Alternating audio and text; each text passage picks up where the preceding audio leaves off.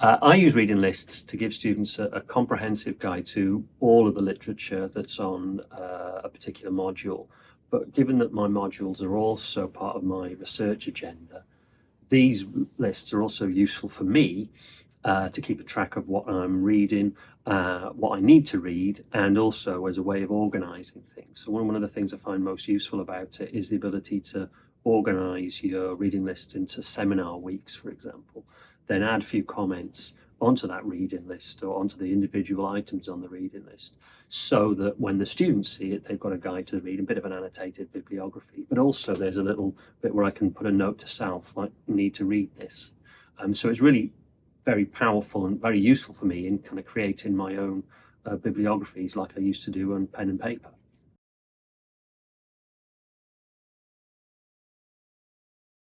I think one of the key things with the approach to the reading lists is thinking beyond what the students have to read as a compulsory part of the seminar.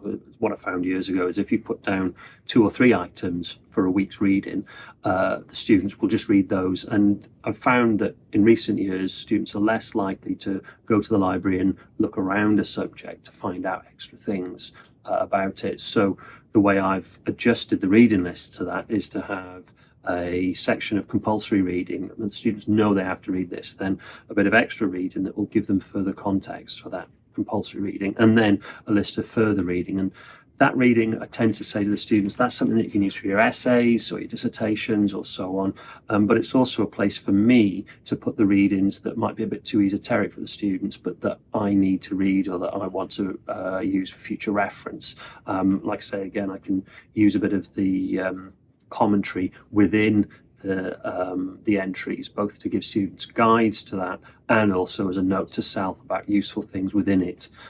So it's kind of another way of creating that annotated bibliography that then when I come to write something about a particular subject, I can refer back to and remember what I've read.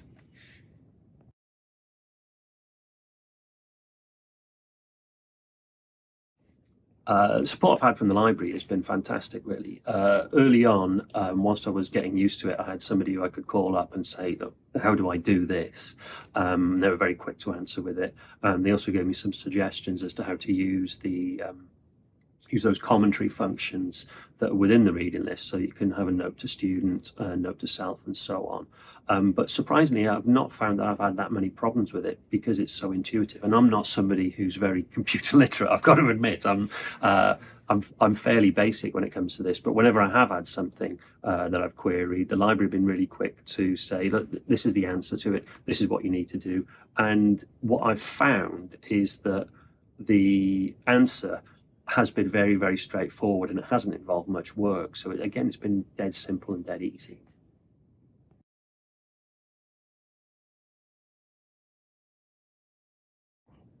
I've got to admit, as somebody who isn't particularly great at using online materials, I've found the reading list incredibly easy to use, particularly when you've got this thing that's added that you can add to your browser. Now, this shows how dim-witted I am when it comes to computers.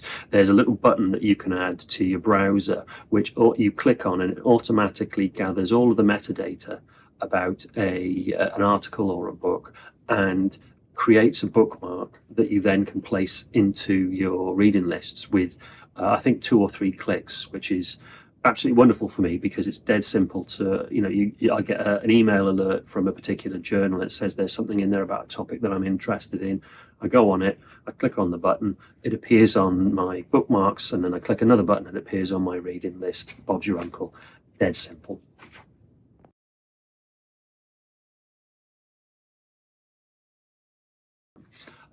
So the feedback I've had from students has been pretty good, really. What I've found is that they have never struggled to find the reading for a particular week. They've never said to me, I don't know what I'm supposed to be reading, or I couldn't find anything, in part because of the way that the reading list enables you to organize things. They can click 2 clicks and they have today's compulsory reading, this week's further reading, this week's essential stuff, and so on.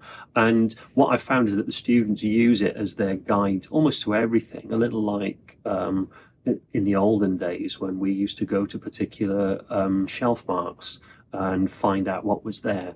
And that's part of the reason why I make sure that my reading list is as comprehensive as I can make it, is so that the students know that if there's something on a particular subject, it'll be in the reading list, and it's a quick way of them finding it.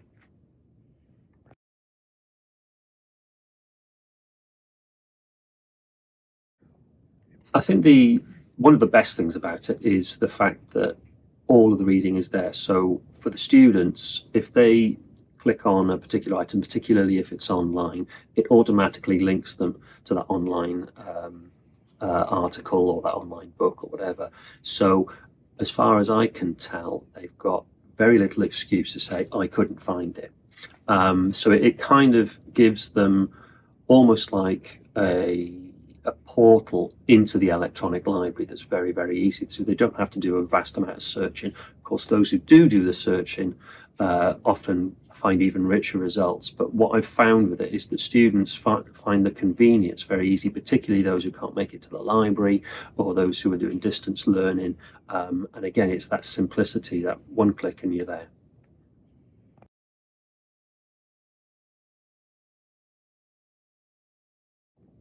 I think that my students have found that the subject that I deal with, particularly the subjects that I teach on, which you would have thought are quite specialised and have quite an esoteric, perhaps even very small literature, actually have quite a vast literature. And it's given them an insight into the complexities of the way that the historiography of my particular subjects have developed, so that they kind of understand that this is for want of a better term, a living history of a particular social movement. And what I have liked about it is the students have often come to me and said they found this thing, could I put it on the reading list? And again, coming back to the simplicity of the thing, I've just taken down the note, and then when I go back to the office, 2 clicks and it's on there. So I've found that the students see it as a kind of a living document, as something that they can contribute to themselves, which again is a really, really nice way of encouraging them to see teaching as kind of a knowledge creation process and see them as partners in kind of our processes, as well as a self-directed learner in their own journey through undergraduate or even postgraduate work.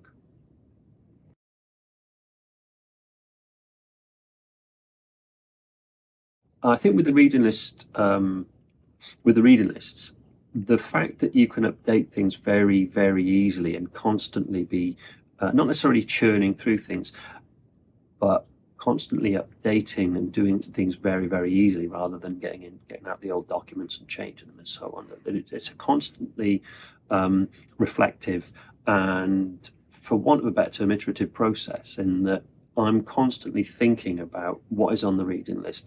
Does it reflect current knowledge? But also, I'm always thinking, and this is part and parcel of what I do as a historian of racial protest and violence and so on. I'm always thinking about how do these books or articles that I'm encouraging students to read reflect not only the state of the field as I see it as a white, middle-aged, balding, bespectacled man, but also how they might see it. And if all they see in the reading list is a bunch of old white men talking to each other, they're not going to be as engaged as those who find a reading list that has a diversity of voices.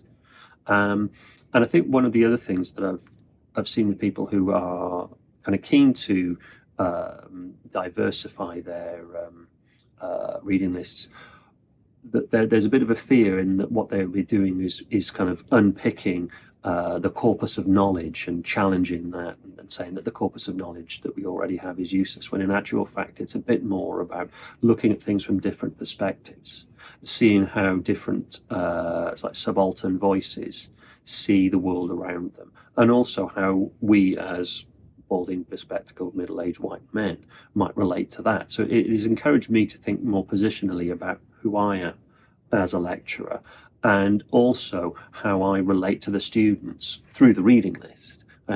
So there are books on there that I vehemently disagree with, but I think it's really important to have there. And I've put down in my little comments on there, I disagree with the thesis of this, but I think it's important that you take it into account, in part because of the way that the literature has developed in response to this. And I think that's the same with all kinds of voices, in that we might not necessarily agree with every voice on the reading list, but I think it's important that it's there so students know both that there's a panoply of diversity of voices, but also that we as academics are not the sole repository of knowledge, that we don't dictate the terms of everything, that we are ourselves contingent, biased, and all of those sort of things, so that the students understand that this learning process that we're all engaged in is something that they are engaging as kind of as a partner with us, and that they have things to teach us, which comes back to the ease with which we can add their voices,